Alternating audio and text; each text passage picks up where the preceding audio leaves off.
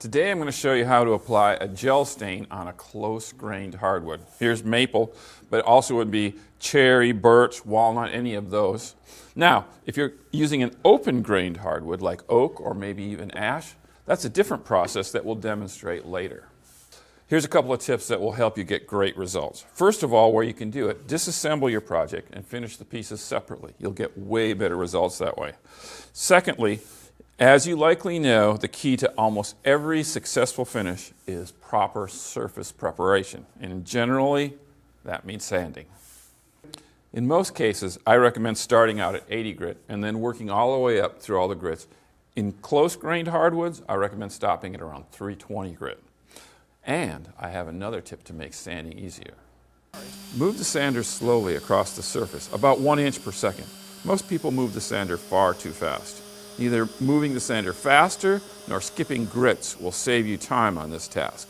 Remember, as you advance to each finer grit, your goal is simply to remove the last grit's scratches or sanding marks.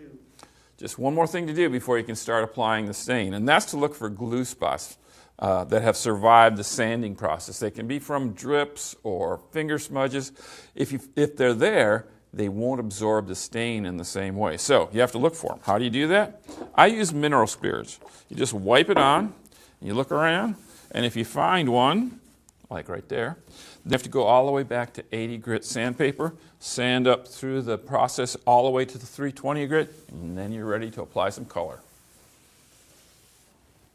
Gel stains are the best product I've found for staining close-grained hardwood like this.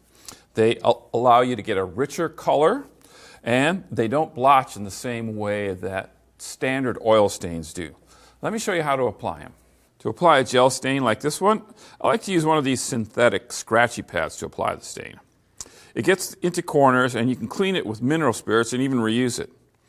Wipe on an even coat of the stain with a circular motion, then wipe off the excess with shop towels. Even out the color saturation by feathering in a thicker coat where you need it. Check the piece carefully to be sure that you did not miss a spot and let it cure overnight. Anytime you're using an oil-based product like this gel stain, it's important that you dispose of your rags and towels properly. Lay them out flat, allow them to dry, and once they're dry, they're landfill safe. Now we're ready to apply the first coat of polyurethane. I like to wipe it on with a synthetic scratchy pad, moving in circular motion, getting the entire surface wet, and then when I'm done with that, I wipe it off with shop towels. Now's the time to fill any nail holes or cracks that might be in your project. With the stain and the first coat of finish on it, you can more accurately match the color.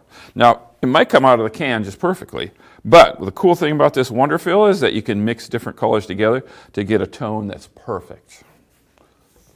When you wipe on polyurethane, you just flood it on, get all the surfaces wet, and then you wipe it off with shop towels. When you wipe on a polyurethane, it applies a very thin coat. So I recommend at least 2 or 3 coats and letting them dry completely between each coat. And if you have to, scuffle sand it a little bit. The last thing you need to remember is that it's an oil-based finish. And so if you wipe it off, you need to dispose of the rags properly. Lay them out flat, let them dry completely, and then they're landfill safe. So that's all there is to it. We put a gel stain on a close-grained hardwood, followed with a polyurethane finish.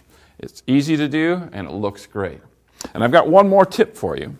After the polyurethane is cured for a while, 72 hours or so, wipe on a coat of a high-quality wax, paste wax, rub it on, wipe it off. It'll look great, and it'll feel wonderful.